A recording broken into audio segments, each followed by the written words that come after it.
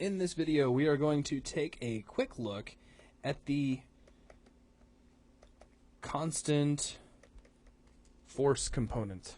This allows us to take a force and continuously apply it to a rigid body. Right, it's almost like strapping a jet engine to it in a way. It's an impulse. It allows you to continuously apply a force over and over again on every calculation along a given axis. And the cool thing about it is this can work in terms of linear force. It can work in angular force, also known again as torque. It can work in world coordinates, and it can work in local coordinates. So let's take a look at bringing this onto an object. Now, currently I don't have any rigid bodies in my scene, so I'm going to frame up on something that is nearby, and it doesn't even really matter what.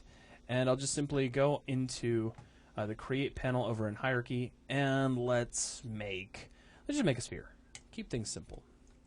So there we are with a little sphere, and we need to turn this into a rigid body. Of course, that just simply requires we go under component, jump down to physics, and drop on a rigid body.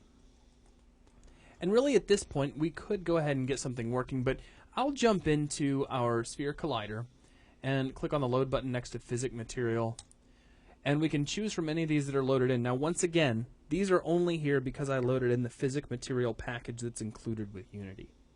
Or an alternative, of course, would be to go under standard assets, expand physics materials, and let's just pick on bouncy because it's so much fun. And we'll just drag that right on top of our rigid body, and you'll see it gets applied like so. Now we're going to go back up to component, jump underneath physics, and let's drop on a constant force. And it doesn't have a whole lot of settings, really. It's just got force, torque, and relative torque. So force is going to apply a force along a given world axis. If you always want your object to be pushed in the X direction, no matter how it's rotated, you could apply an X force right here. And then if we hit play, now take a look at the world X direction. It's currently corresponding with the local X direction, but that's incidental. So it's kind of pointing back toward our tent. And if we hit play, we're bouncing, but you see there's always that force driving us on in that X-axis direction. So eventually that ball is going to make it up over the hill. It'll bounce off some trees. It's like a great big pachinko machine. And it steadily makes its way on. It's almost like there's a secondary gravity that's pulling it in that direction and accelerating it in the X-axis. Now, alternatively, we could set this to 0. We could come down underneath relative force, and let's set this X to something. Now, we need to really make this interesting, we need to make some sort of a difference between world and local, though it'll actually still be interesting in and of itself. Let's just kind of point it off, maybe over here toward this hill. And we'll hit play. Now, the interesting thing about what's going on here is that this is a truly local force. Right, so as the ball is rotating around... Get out of its way. Yeah. As the ball's rotating around, the direction that it's being pushed is constantly changing. That's right. So it's going to look almost like a weighted ball, and it's going to have some really erratic kind of behavior. And there it is, just kind of disappearing off into nowhere. And now it decided to come back. Yeah, it's kind of making it back, and it's all just dependent on how it's rotating at the time. But very, very cool stuff. Now, let's set this back off to 0. Next, we have torque and relative torque. And these are exactly the same thing. They're just applied to spin, to rotation, rather than to linear motion. So let's say we want our object to spin around the z-axis, because that'll make it actually rotate toward this hill. Let's just give it a whole lot of torque. So we'll just crank that up. And then now when it hits the ground, it's going to start. Now it's bouncing a lot right now, and that bounce is going to have its effect. But it's spinning around the world z-axis, and so it's constantly being driven along that direction.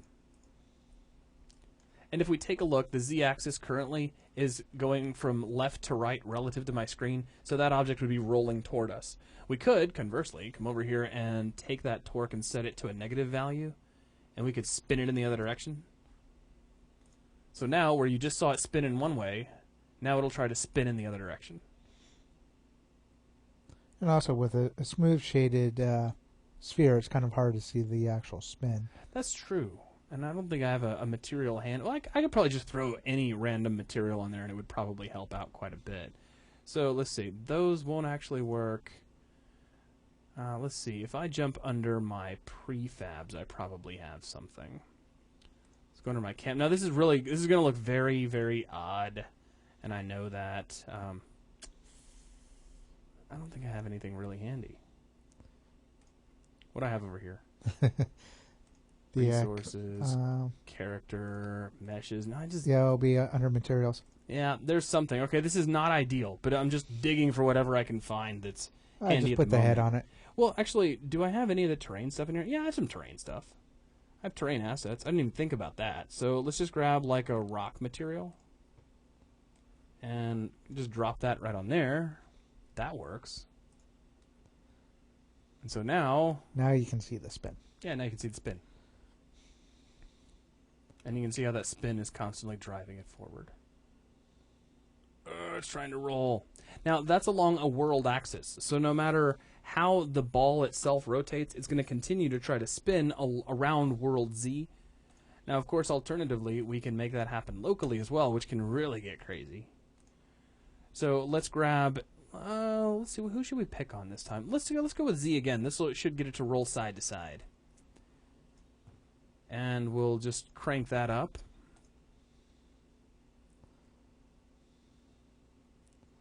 And you can see it's trying to spin, but as the global rotation of the thing actually starts to change, it will end up rolling off in different directions. But you see it always has that impulse. And that's the whole idea of a constant force. It's always going to be applied on every single frame. It's a great way if you have something, like a rocket that needs to keep on moving along. You can do some fun things with car-like objects, though they're not controllable. It's just kind of roll it and watch it go and watch it knock into things. Of course, you can see how we're using it to play with a ball. But that's the whole idea. It's just applying a constant force to an object. That, however, will wrap things up for this video. Thank you for watching.